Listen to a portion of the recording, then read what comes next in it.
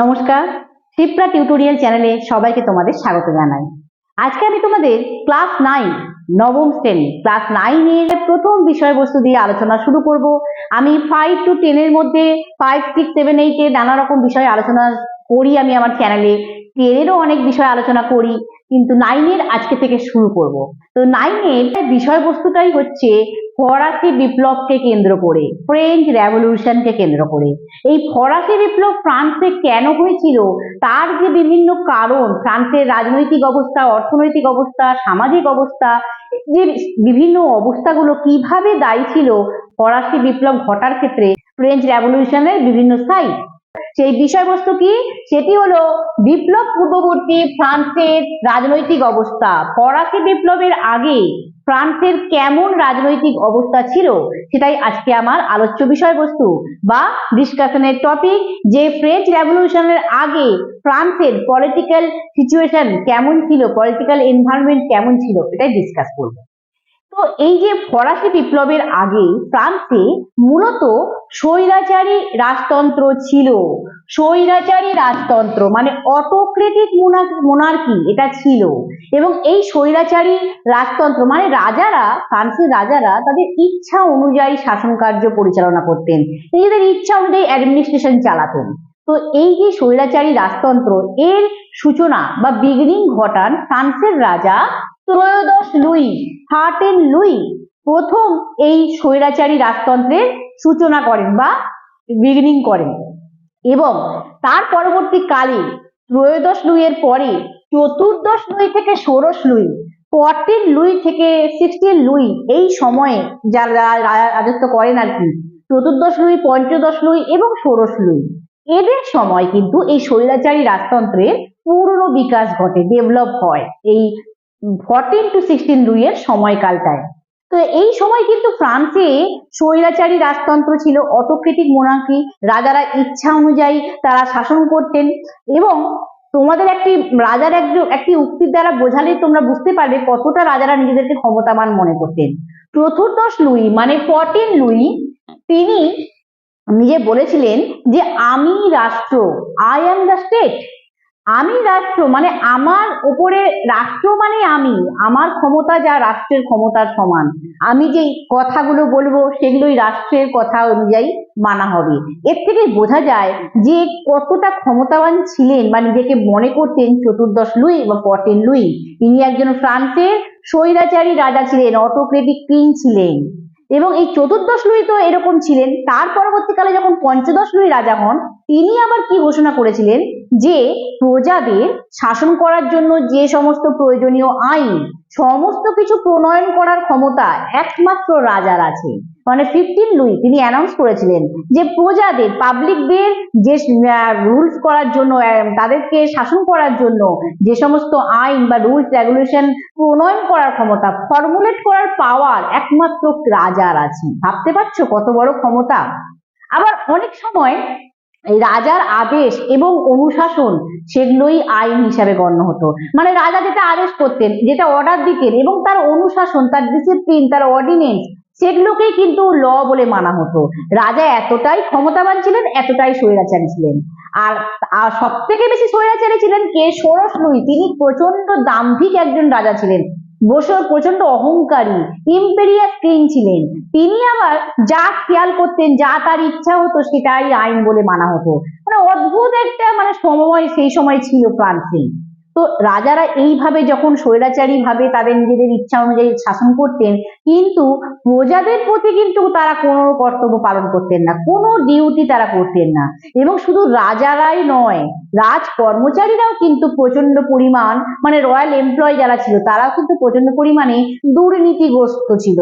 তারা কিন্তু তাদের সীমাহীন অনাচার, তাদের লিমিটলেস এনার্জি, তাদের দুর্নীতি, করাপশন, এবং তার সঙ্গে সঙ্গে স্বজন পোষণ, মানে নিজেদের আত্মীয় স্বজন এদেরকেই বেশি সুযোগ সুবিধা দেওয়া, স্বজন পোষণ, নেপোটিজম, এই সব করে রাজকর্মচারীদের এই সমস্ত ব্যবহারের জন্য ফ্রান্সের শাসন ব্যবস্থা, অ্যাডমিনিস্ট্রেশন পুরোপুরি পঙ্গু হয়ে যায়। মানে বিপ্লবের আগের কথা বলছি আমি, ফরাসি বিপ্লবের আগে সেই সময় পুরো হ্যান্ডিক্যাপ হয়ে যায় ফ্রান্সের অ্যাডমিনিস্ট্রেটিভ সিস্টেম। কারণ রাজারা তো অত্যাচারী ছিল, স্বৈরাচারী ছিল, তার সঙ্গে সঙ্গে রাজকর্মচারীরাও কিন্তু যথেষ্ট দুর্নীতি পরায়ণ, অসৎ, হ্যাঁ, এরকম ছিল। সে কারণে আর ফ্রান্সের শাসন ব্যবস্থায় একটা গুরুত্বপূর্ণ রাজকর্মচারী ছিল, তাদেরকে বলা হতো ইনটেন্ডেন্ট। তাদের কি বলা হতো? ইনটেন্ডেন্ট। এরা ছিল রয়্যাল এমপ্লয়। এরা কিন্তু ফ্রান্সের শাসন ব্যবস্থায় গুরুত্বপূর্ণ ভূমিকা পালন করত। এরা এতটাই স্বার্থপর ছিল বা সেলফিশ ছিল, এরা প্রজাদের কাছ থেকে নিজেদের স্বার্থ পূরণ করার জন্য, প্রজাদের কাছ থেকে কর আদায় করার জন্য প্রচন্ড অত্যাচার করত। নিজেদের পার্সোনাল ইন্টারেস্ট ফুলফিল করার জন্য প্রজাদের উপরে টর্চার করতো, পাবলিকদের উপরে। এবং তাদের এই স্বার্থপরতা দেখে, তাদের সেলফিশনেস দেখেই প্রজারা তাদেরকে বলতো বা উপাধি দিয়েছিল অর্থলোলুপ নেকড়ে। অর্থলোলুপ নেকড়ে বা গ্রিডি উলফ। অর্থলোলুপ নেকড়ে মানে নেকড়েবাজি যখন প্রচন্ড লোভ হয়ে যায় খাবারের, ক্ষুধার্ত শিকারী শিকারের খোঁজে সে যেমন ভয়ঙ্কর হয়ে যায়, সেই রকম ইন্টেন্ডেন্ট নামক রাজকর্মচারীরাও ফ্রান্সে ছিল, যারা প্রজাদেরকে নিজেদের স্বার্থ পূরণের জন্য সেইভাবে কিন্তু প্রজাদের উপরে অত্যাচার করত। তাই তাদেরকে অর্থলোলুপ নেকড়ে বা গ্রিডি উলফ বলেছে। তাই ইন্টেন্ডেন্ট নামক রাজকর্মচারীরা কিন্তু ফ্রান্সের শাসন ব্যবস্থায় একটা গুরুত্বপূর্ণ ভূমিকা পালন করত। তো এই যে রাজতন্ত্র বা মোনার্কি এবং এই যে সরকার যারা নিজেদের ইচ্ছা অনুযায়ী শাসন করত, তার বিরুদ্ধে কেউ যদি কথা বলতো বা আলোচনা করত বা সমালোচনা করত, ক্রিটিসিজম করত, তাহলে তাকে কোনো বিচার না করে সেই জনগণকে রাজনৈতিক বন্দী বলা হতো, পলিটিক্যাল প্রিজন বলা হতো, এবং তাকে বিনা বিচার করে জেলে বন্দী করে দেওয়া হতো। এবং সেই জেলটা কোথায় ছিল?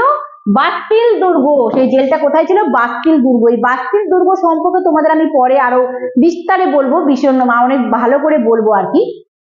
তো সেই বাস্তিল দুর্গ ছিল স্বৈরাচারী, ফ্রান্সের স্বৈরাচারী শাসনের প্রতীক। ফ্রান্সে স্বৈরাচারী শাসন মানে হচ্ছে অটোক্রেটিভ অ্যাডমিনিস্ট্রেশনের সিম্বল ছিল এই বাস্তিল দুর্গ বা বাস্তিল ফোর্ট। এইখানে কিন্তু রাজনৈতিক বন্দী মানে যারা আর কি রাজার বিরুদ্ধে বা সরকারের বিরুদ্ধে কোনো সমালোচনা করতো, কোনো প্রতিবাদ করতো, তাকেই কিন্তু বন্দী রাখা হতো। হ্যাঁ, বোঝাতে পারলাম?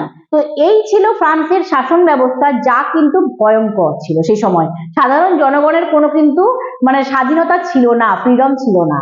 ফ্রান্সের বিচার ব্যবস্থাও কিন্তু সেই রকমই খারাপ ছিল, সেই রকমই দুর্নীতিগ্রস্ত ছিল। ফ্রান্সের বিচার ব্যবস্থা করাপ্টেড ছিল। ফ্রান্সের যারা বিচারক ছিল, জাজ ছিল, তারা মানে জুডিশিয়াল সিস্টেমও কিন্তু করাপ্টেড ছিল। এবং এই বিচারকরা প্রচন্ড পরিমাণে অসৎ এবং দুর্নীতি পরায়ণ ছিল, করাপ্টেড ছিল, ডিজনেস্ট ছিল। এবং তোমাদের আমি ফ্রান্সের যখন সমাজ ব্যবস্থা আলোচনা করব, সেখানে তোমাদের অভিজাত শ্রেণীদের কথা বলবো।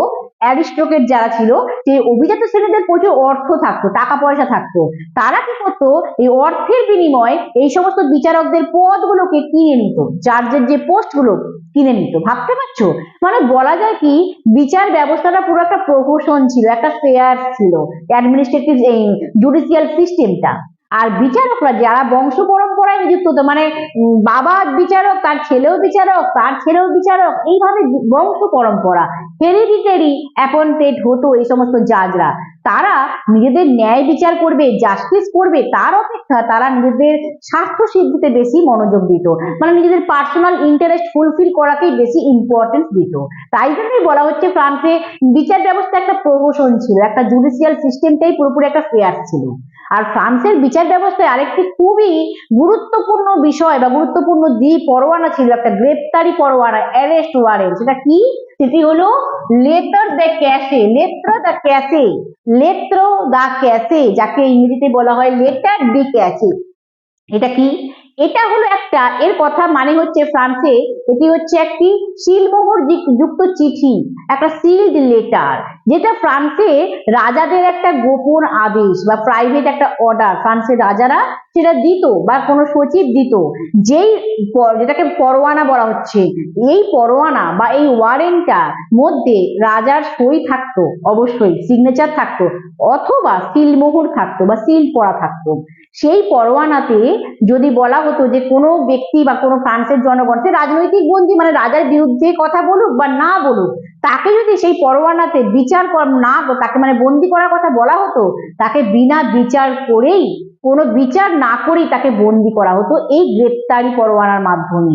আর এই যে একটা অ্যারেস্ট ওয়ারেন্ট বা গ্রেপ্তারি পরোয়ানা, সেই পরোয়ানাটি যাকে আমরা বলছি লেত্র দে ক্যাসে, এটি ফ্রান্সের জনগণের মধ্যে ব্যাপক অসন্তোষ সৃষ্টি করেছিল, মানে যে ডিসস্যাটিসফ্যাকশন ক্রিয়েট করেছিল ফ্রান্সে। এবং এই যে পরোয়ানাটির মাধ্যমে ফরাসি বিপ্লবের পটভূমি তৈরি হয়েছিল, ফ্রেঞ্চ রেভলিউশনের একটা ব্যাকগ্রাউন্ড তৈরি হয়েছিল, কারণ ফ্রান্সের জনগণ এই ব্যাপারটাকে নিতেই পারতো না যে কোনো মানুষকে যখন তখন রাজারা চাইলেই বন্দি করে ফেলবে। এই ব্যাপারটা কিন্তু সাধারণ মানুষদের কাছে যথেষ্ট ক্ষোভের কারণ ছিল আর কি। তো এই ছিল বিচার ব্যবস্থা, যেটা একটা প্রহসন ছিল। সাধারণ মানুষের কোনো স্বাধীনতা ছিল না, কোনো রাজনৈতিক অধিকার ছিল না, কোনো পলিটিক্যাল রাইটও ছিল না। আর আইন বিধি, যে আইন ব্যবস্থা, ল সিস্টেম, যে আইন বিধিও কিন্তু খুবই খারাপ ছিল, মানে আইন বিধিও যথেষ্ট ত্রুটিপূর্ণ ছিল এবং জটিল ছিল, কমপ্লেক্স ছিল এবং ডিফেক্টিভ ছিল।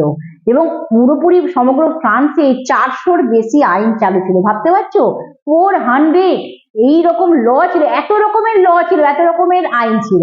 কিন্তু সেই সমস্ত আইনের ওপরে কিন্তু রাজা একাই সাক্ষাৎ ছিল। রাজা ছিল লেক্স রেক্স। রাজা কে ছিল? লেক্স রেক্স, মানে হচ্ছে সাক্ষাৎ আইন। রাজা নিজেই একটা আইন ছিল, রাজা যেটা বলবে সেটাই সব। 400 রকমের আইন ছিল, কঠোর কঠোর আইন ছিল, কিন্তু সেই কঠোর স্ট্রিক্ট রুল ছিল, কিন্তু তারপরেও কিন্তু রাজার যে কথাটা বলবে সেটাই মেনে নিতে হতো। তাই আইন ব্যবস্থাও কিন্তু প্রচন্ড ত্রুটিপূর্ণ ছিল, ডিফেক্টিভ ছিল। তো এই এবং তাতে কি হয়েছিল, সাধারণ মানুষ তারা কিন্তু তাদের কোনো স্বাধীনভাবে মত প্রকাশ বা ইচ্ছা প্রকাশ করতে পারতো না। তারা এক রকমের মানসিক কারাগারে আবদ্ধ থাকতো, মেন্টাল প্রিজনারে তারা থাকতো, মেন্টাল প্রিজন হয়ে থাকতো, মানসিকভাবে তারা কিন্তু কারাগারে আবদ্ধ হয়ে থাকতো। কারণ কিছু বলতে পারবে না, স্বাধীনভাবে কোনো কথা বলার অধিকার নেই যে রাষ্ট্রে বা যে দেশে, সেখানে মানে জনগণদের কি অবস্থা হতে পারে ভাবো। তো এই যে সমগ্র ফ্রান্সের রাজনৈতিক অবস্থা, বিচার ব্যবস্থা, তারপরে আইন বিধি এতটাই খারাপ ছিল যে সাধারণ মানুষের কোনো অধিকার ছিল না, কথা বলার স্বাধীনভাবে বা রাজনৈতিক কোনো অধিকার ছিল না।